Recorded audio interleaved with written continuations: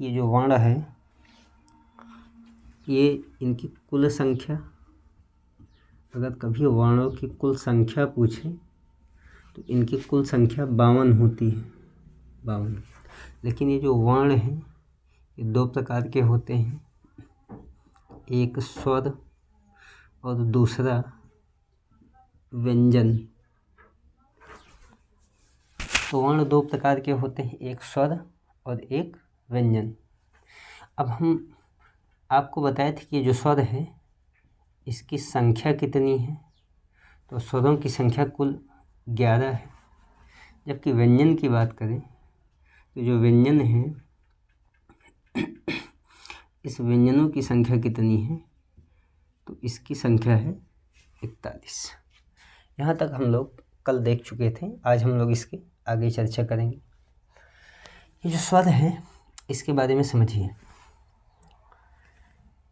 स्वर की परिभाषा को अगर दिमाग में रखना है तो एक शब्द रटना पड़ेगा, स्वतंत्र। अब आप खुद बताइए कि अगर स्वर स्वतंत्र है तो इसका मतलब व्यंजन इसका अपोजिट यानी कि क्या हो जाएगा, परतंत्र हो जाएगा, ठीक। या परतंत्र को हम लोग अधीन कह सकते हैं, ठीक है। तो हम लोग स्वर को देखते हैं, तो स्वर की परिभाषा को यदि समझना है तो इसकी परिभाषा को अगर हम लोग देखें तो ऐसे वर्ण जिनका उच्चारण स्वतंत्र रूप से होता है उसे हम स्वर कहते हैं। यानी कि जिन शब्दों का उच्चारण स्वतंत्र रूप से होता है उसे स्वर कहते हैं। नोट कर लीजिए, जिन वर्णों का उच्चारण स्वतंत्र रूप से होता है, जिन वर्णों का उच्चारण स्वतंत्र रूप से होता है उसे स्वर कहते हैं। लिख दे रहे हैं पूरी परिभाषा। वर्णों का उच्चारण स्वतंत्र रूप से होता है उसे स्वर कहते हैं। तो ये तो परिभाषा हो गई आपकी स्वर की। तो आज के बाद अगर कोई पूछे कि स्वर किसे कहते हैं तो आप बताइएगा कि जिन वर्णों का उच्चारण स्वतंत्र रूप से होता है उसे स्वर कहते हैं, ठीक है। और आगे समझते हैं। कुल स्वरों की संख्या, ये सवाल आपसे पूछा जाएगा कितनी है, तो आप बताएंगे 11, ठीक है। स्वरों की संख्या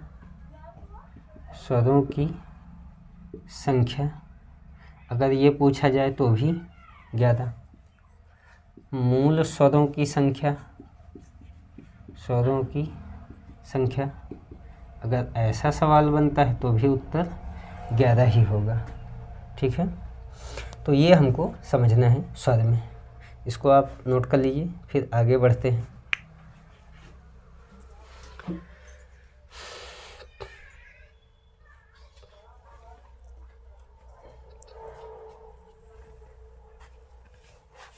बहुत गर्मी है भाई।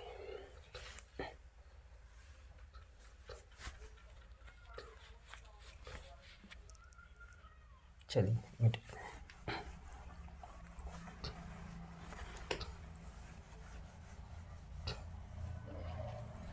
हम लोग बात कर लेते हैं व्यंजन की। जो व्यंजन है इसकी परिभाषा नोट करिएगा। जिन वर्णों का उच्चारण स्वतंत्र रूप से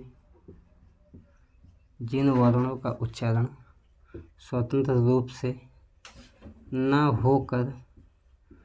होकर स्वरों की सहायता से होता है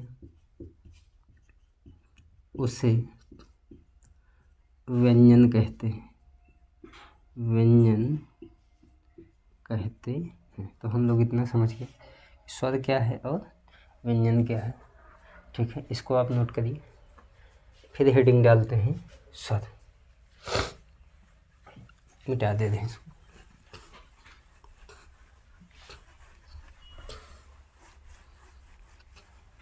चलिए हम लोग स्वर से शुरू करेंगे। स्वर, ये स्वर है, हमने आपको बताया कि इसकी कुल संख्या कितनी है। इसकी संख्या है 11। ठीक है, अभी 11 कौन कौन है इसको हम लोग समझते हैं। लेकिन ये जो स्वर है इसका दूसरा नाम अच होता है। अच कुछ है नहीं, ये संस्कृत का एक प्रत्याहार है, इसीलिए स्वर को अच भी कहा जाता है, जबकि व्यंजन को हल कहा जाता है। कितनी बात आपको समझ में आ गई। जो 11 स्वर हैं, इन्हीं 11 स्वरों के बारे में हम लोग देखते हैं। आ, दीर्घ अ, ई, दीर्घ ई, उ, दीर्घ उ, री, ए, ऐ, ओ, औ। तो ये हो गए हमारे स्वर। इसमें हम लोग लिखने के लिए अन और आ भी नोट कर लेंगे।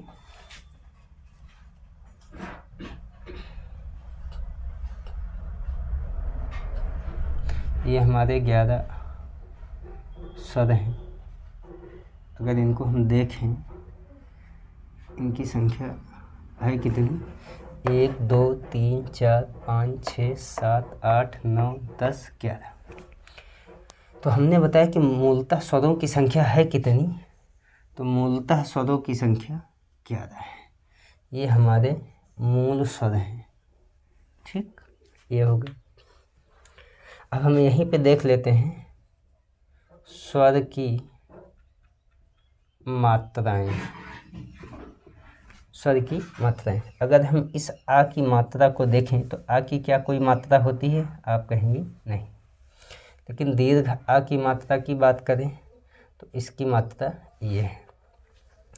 ई की मात्रा की बात करें, ई की मात्रा ये है। लेकिन अगर दीर्घ ई की मात्रा की बात करें वो ये है। ऊ की मात्रा की बात करें तो वो ये है। जबकि दीर्घ ऊ की मात्रा की बात करें तो वो ये है। री की मात्रा की बात करें तो वो ये है। ए की मात्रा की बात करें तो वो ये है। जबकि ऐ की मात्रा की बात करें तो वो ये है। ओ की मात्रा की बात करें तो वो इस प्रकार से, और औ की मात्रा की बात करें तो इस प्रकार से। ये क्या है, स्वरों की मात्राएं। ठीक है, ये हम लोग देख ले रहे हैं। ये है स्वरों की मात्राएं। अच्छा, यहाँ से सवाल बनता है, ये जो स्वर की मात्राएं हैं, नोट लिखिएगा एक।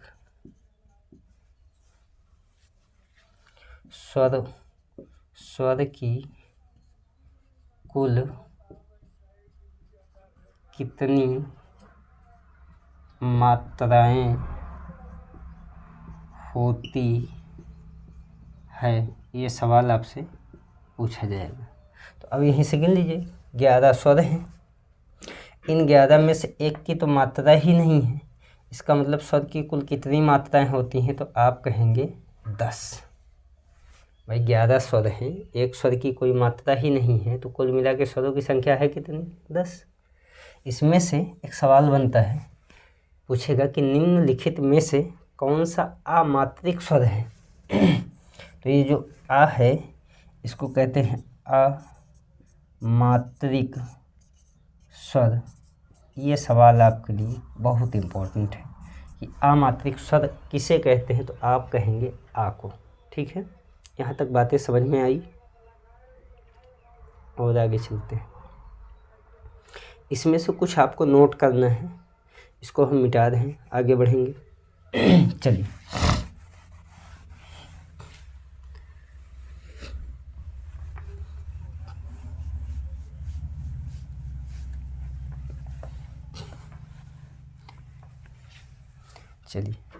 इसमें लिखिए आप नोट नंबर 1। पहला नोट लिखना है, क्या लिखना है भाई? आ के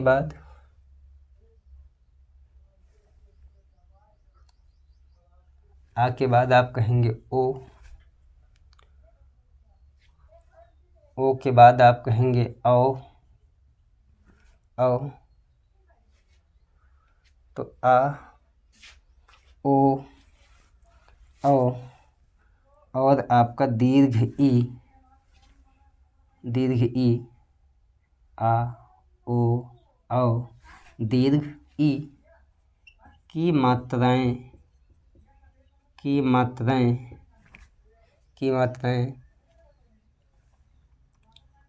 वर्ण के वर्ण के पीछे लगती हैं। तो ये पहला नोट था आपका। हमें क्या जानना है कि ये जो आ है, ओ है, औ है और दीर्घ ई है, इन सब की मात्राएं कहाँ लगती है भाई? वर्ण के पीछे। जैसे रोहित, इसमें हम आपको बताएं कि दीर्घ ई की मात्रा पीछे लगती है वर्ण की, लघु ई की नहीं। तो इससे हमसे कोई मतलब नहीं है। लेकिन अगर हम ओ की मात्रा की बात करें तो देखिए रा वर्ण है और रा वर्ण के पीछे ओ की मात्रा लगी है। जैसे राम, दीर्घ आ की मात्रा रा वर्ण के पीछे लगी है। ठीक है, जैसे कौशल, ये आप देख ही रहे हैं, हमेशा वर्ण के पीछे मात्रा लग रही है। ठीक है, ये बात आपको समझनी। और आगे चलते हैं भाई। दूसरा नोट आपको नोट करना है, नोट नंबर 2। क्या नोट करना है भाई? लघु ई की मात्रा सदैव वर्ण